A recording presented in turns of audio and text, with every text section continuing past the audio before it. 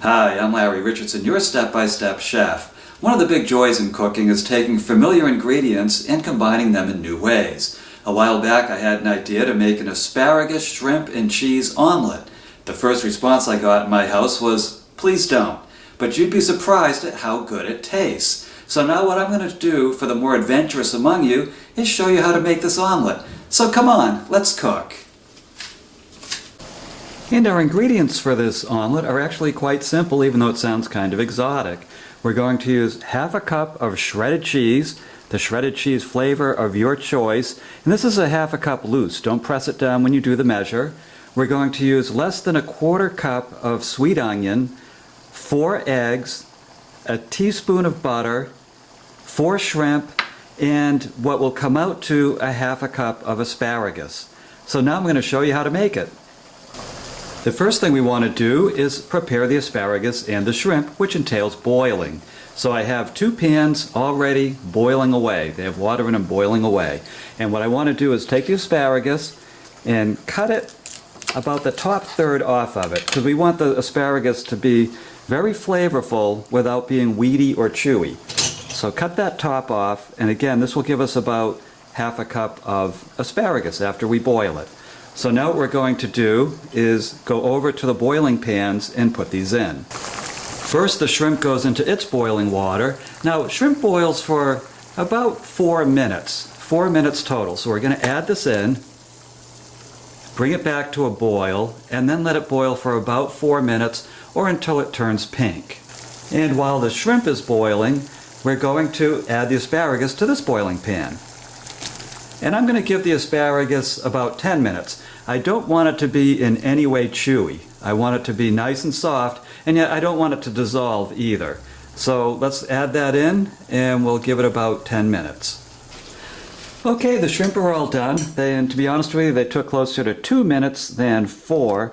It depends on the size of shrimp that you have, but really, they're done when they turn pink, so go on and take them off. Now, these shrimp had the tails on, so I'm just removing that.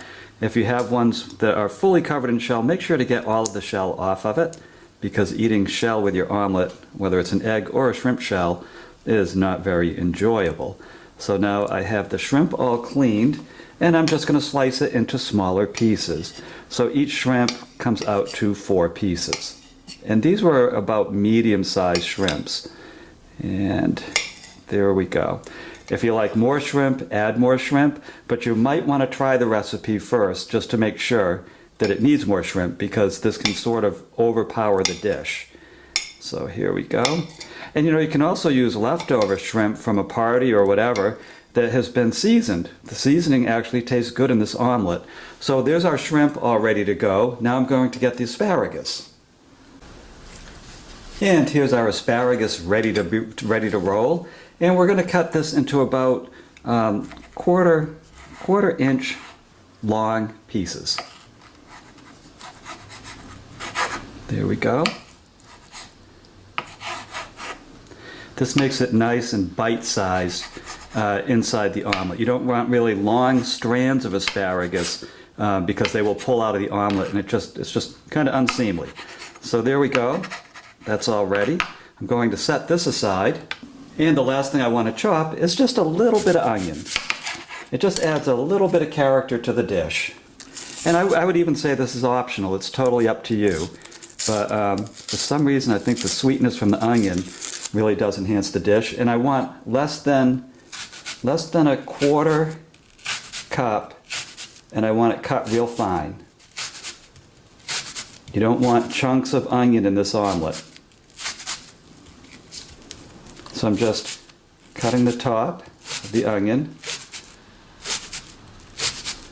There we go. In cross sections, and then just going straight down. And that's plenty of onion for this omelet. Again, I just want that little bit of onion flavor. I don't want to overpower the dish. And the last thing we have to prepare before making the omelet itself is the egg mixture. So again, we had 4 eggs. I'm going to put them in this container.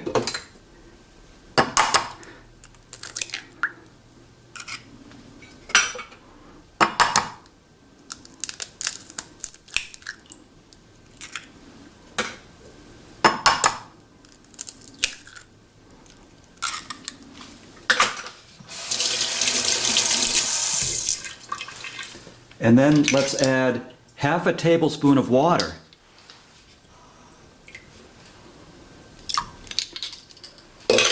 And what the water does is real magic to an omelet. The water will cause the omelet to fluff up. Don't add too much water. I wouldn't add more than half a tablespoon because then it really fluffs up and you end up with an enormous amount of egg which overpowers the other ingredients. So I want to get that beaten nice and smooth. Nice smooth consistency. Okay, that's looking good. Let's make the omelet. I've had this pan preheating just under medium heat for about 3 minutes, so it should be nice and evenly heated. Yep, now I'm going to spread the butter across the pan, making sure that all of the pan gets butter on it. That will keep the omelet from sticking. Even on these no-stick pans, it can stick if you don't add butter. And I'm adding the egg mixture. There we go. Now, don't add the other ingredients right away. What you want to do is make sure that these darker areas in the egg, which are actually windows through the egg, turn a lighter color before you add the ingredients. If you add the ingredients too early, then they will stick to the bottom of the pan. If you let this turn a little bit white, which it's doing right now, then you can add the ingredients. Okay, I can see the windows are filling in.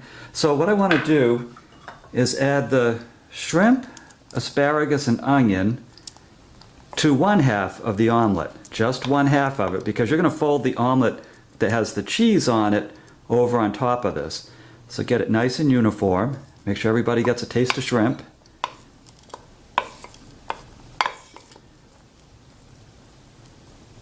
There we go. That's nice and pretty. And then we'll take the cheese and we'll sprinkle it on the other half. And again, you can add more cheese, less cheese, more shrimp, more asparagus. You can make this any way you want. Make it this way the first time though, please, so that you get a good taste for what it's really supposed to taste like, and then make it to your taste. So here we go. Now I'm going to cover this, and what I'm going to watch for is that the egg on both sides does not look runny anymore, and that the cheese melts. That means that the omelet will be ready to serve.